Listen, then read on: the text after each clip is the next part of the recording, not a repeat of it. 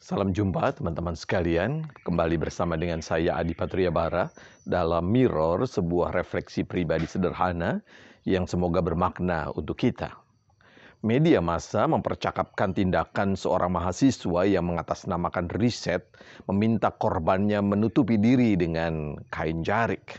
Sebelum ditutup dengan kain jarik, korban diminta untuk mengikat dirinya dari kaki sampai mulut dengan lakban. Posisi yang sedemikian membuat korban tampak seperti pocong. Mengapa korban akhirnya mau? Korban pada umumnya adalah adik kelas, hingga faktor kuasa bisa menjadi alasan. Pelaku mulai dari merayu korban atas nama riset sampai memaksa yang membuat korban terpaksa melakukannya. Tindakan ini membuat viral diperbincangkan karena salah satu korban membagikan pengalamannya yang tidak menyenangkan itu melalui akun Twitter. Ia menyampaikan narasi berjudul Predator Fetis Kain Jarik. Dari sanalah istilah fetis mulai ramai diperbincangkan. Apa itu fetis? Secara sederhana berdasarkan keterangan di harian Kompas, fetis adalah penyimpangan seksual dalam bentuk ketertarikan pada benda mati atau bagian tertentu yang dipandang secara umum tidak erotis untuk mencapai kepuasan seksual. Sekalipun belum ada jawaban yang pasti tentang penyebab fetis ini, banyak ahli percaya bahwa pengalaman masa kecil turut memberikan kontribusi.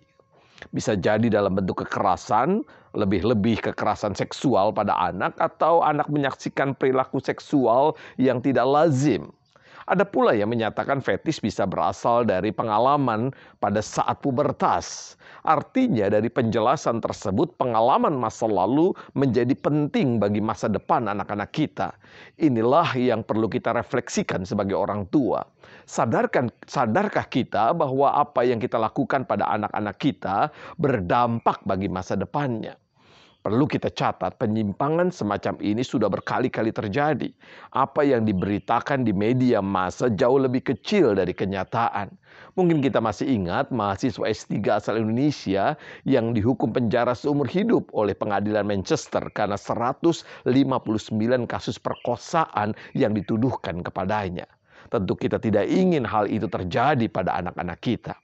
Banyak orang mengatakan anak adalah masa depan kehidupan. Tentu pernyataan ini benar. Akan tetapi masa depan itu dimulai dari saat ini. Peran penting dan kehadiran orang tua dalam pertumbuhan anak menjadi sangat penting. Perlu ditekankan di sini orang tua berarti ayah dan ibu. Dalam budaya yang sering kita lihat dan alami, banyak di antara kita berpikir peran pendidikan anak menjadi tanggung jawab ibu. Hingga dengan mudah kita mengatakan jika seorang anak memiliki persoalan di kemudian hari, itu karena faktor ibu yang salah mendidik. Pemahaman ini keliru. Josh McDowell memaparkan hasil penelitiannya sebagaimana yang dikutip Julianto Simanjuntak dalam buku Membangun Kesehatan Mental Keluarga dan Masa Depan Anak, mengatakan pentingnya hubungan antara ayah dan anak-anaknya. Hasil penelitian ini kemudian dipublikasikan dalam buku berjudul Father Connection yang menegaskan adanya indikasi kuat bahwa hubungan dengan ayah menjadi faktor penting dalam kesehatan mental anak.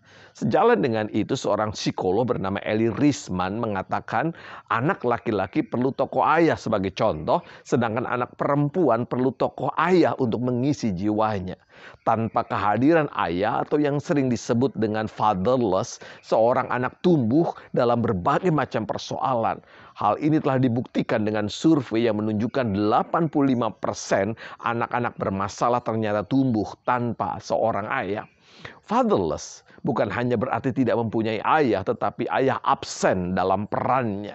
Mungkin terlalu sibuk dengan mencari uang, sebagaimana yang kerap menjadi alasan. Namun apalah artinya punya uang banyak jika anak-anak di masa depan berperilaku yang tidak sesuai dengan norma hidup?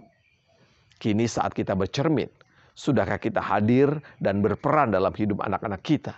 Jika anak-anak kita sudah besar, tidak ada salahnya kita meminta maaf dan berdialog dengan anak-anak kita. Salam Mirror.